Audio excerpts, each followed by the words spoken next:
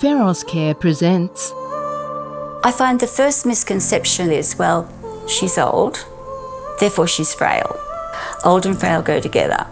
And then they look and they say, well, she's old, therefore she can't be with it. An Ironbark Films production. My name is Paulette Taylor and I'm 80 years old and I work in aged care in Woman Bay. The title in white through broken glass on a black screen, Smashing. This episode is called Paulette. On screen, smashing ageism in the workplace. Physiotherapist Kai Carlson. I was at the Sydney University and I'd heard about this really cool aged care placement with someone that was very passionate about aged care. And so I called up the uni and I was like, I want to talk to this person. And on first day on site here at Woman Bay, I met Paulette and just felt like it was coming home. Slim, active lady who can do almost anything as far as dancing and exercises and things like that. She's very, very attentive and very kind.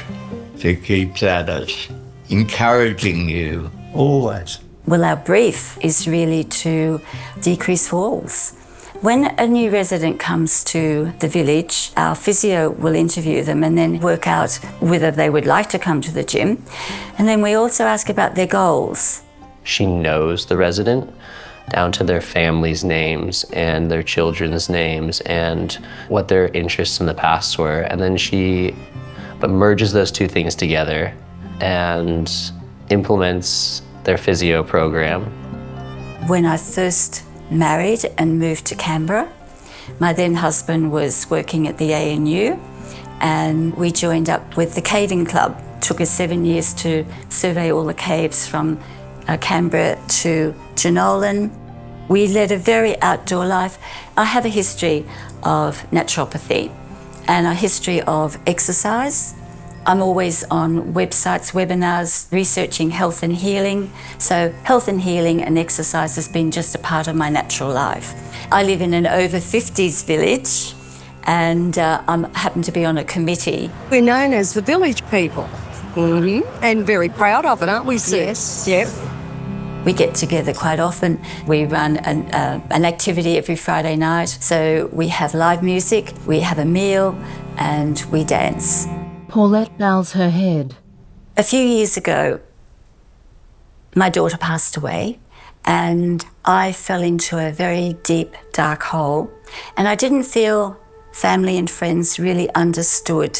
I felt like they wanted me to get on with life and I couldn't.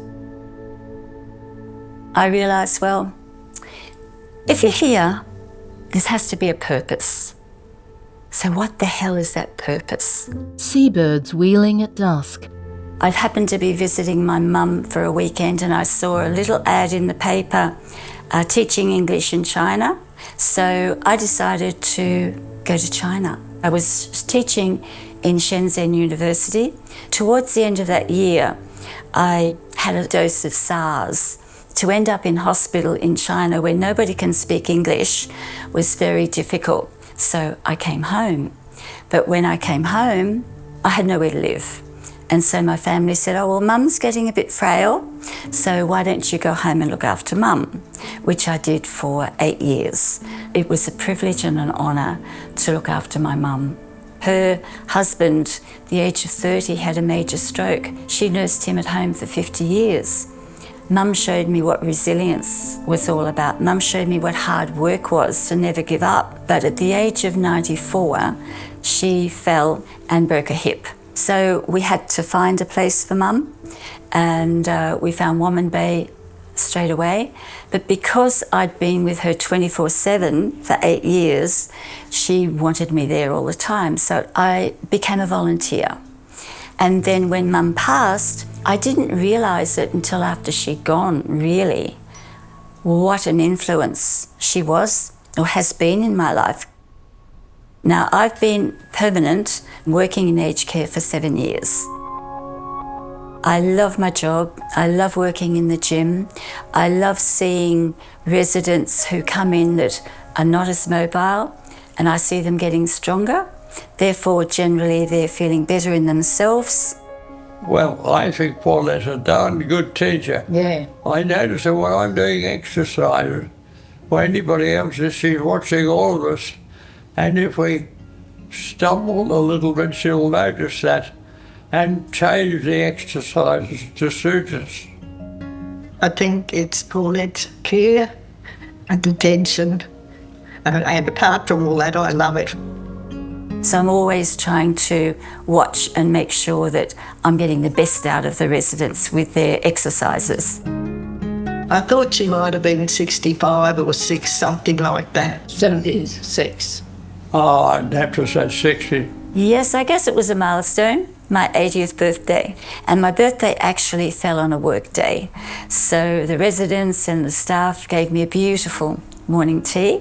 Absolutely shocked. I was like, I don't know if that's because she doesn't seem that or act that age. A lot of the residents didn't know how old I was.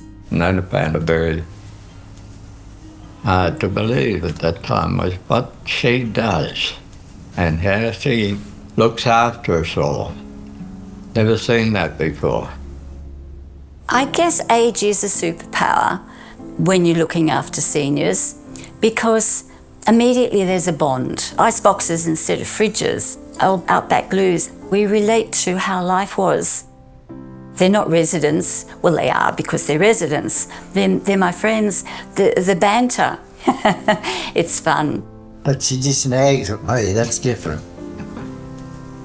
We sort of enjoy that part of it. I think one of my favourites would be what I call my smashing bloke. He's 102. And just very recently, I went over to him and his knees were cold. I said, Jeff, your knees are cold. Would you like me to go and get a little old lady's cotton blanket and throw over your knees? He says, quick as a flash, forget the blanket, you'll do. And I said, Jeff. I give her a bit of cheek. And she takes it very well. Part of what gets me out of bed every morning is just seeing how residents are responding. Like Jeff, he couldn't feed himself. And then one day in the gym, we're doing our bicep curls, and Jeff starts doing this. Hey, Jeff, what are you doing? I'm showing you I can eat my dessert, I can eat my porridge. Couldn't do that before.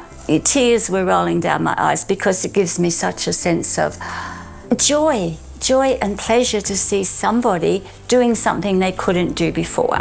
I've got other family who visit me, and they're noticing that I'm better now than when I arrived here. My daughter has seen it actually. She said, you were walking faster. I've been away for 3 months on holiday, and when you get that big gap, I came in on Tuesday and I saw the amazing improvement. She's the right person in the right place. And we're very good pupils. Oh, yes. Very good pupils. And we all enjoy coming here, that's for sure. You walk in there and you're treated individually and in a loving sort of way. She runs the risk of burning herself out like pitch. Where she goes, but she puts her all into him. She's not aging. And I think it is because she's still in her work. I mean, you see her up on the dance floor, she dances all night down here. Oh, yeah. When I came back from China, somebody said, you've got to have something to look forward to. I said, well, I want to learn to dance. And so I've been trying to learn to dance for some time. And just by chance, a chap who now comes to our Friday nights is a good dancer. So he's been teaching me to dance. And so dancing is my happy place outside of work. Paulette dancing and sharing a drink with her Friday night dance partner. Age doesn't seem to be a factor with Paulette. And I think that as you get older, perception of what you should or should not be doing based on your age provides a hurdle that you're not willing to even attempt to jump over. That Paulette, I don't even think she acknowledged that hurdle was there. 65, you're supposed to retire. That's the normal idea. I was still working at 60. So people would say to me, well, when are you going to retire? And I used to think, 80 sounds a good number. But now I'm 80. I would go crazy if I wasn't working. But it seems like a lot of the younger ones know it all and therefore a lot of our ideas and opinions are just simply disregarded. The village people having coffee. The future of aged care at the moment is in dire straits because we just haven't got the workforce. There is a wealth of people out there who have done amazing jobs in the past who could come in, but they're older. So we've got to have a change of attitude. I don't think you really have much to lose by giving those people an opportunity. And Paulette's a perfect example. We've all had previous lives, you know, so there's a lot of life experience that is untapped, really. I believe the world needs a lot more Paulette Taylors. Friend Leanne. I mean, she didn't have to be here. I'm 60 and I just look at Paulette and think, you know, this is possibly my future as well. Aged care is not somewhere where people go to just eke out the end of their life. They're trying new things. They're there enriching their lives. They're not there to just curl up and die. Aged care now is enrichment. Paulette gazing out over the water at sunset. On screen, we acknowledge the traditional owners of the land on which this film was made. We pay our respects to their elders past, present and emerging. This project was inclusively made. Executive producer Tanya Sim, directed by Julian Newhouse. Producers Julian Newhouse, Tiffin Finn, an Ironbark Films production. The logo for Feros Care, Grow Bold. feroscare.com.au/smashing.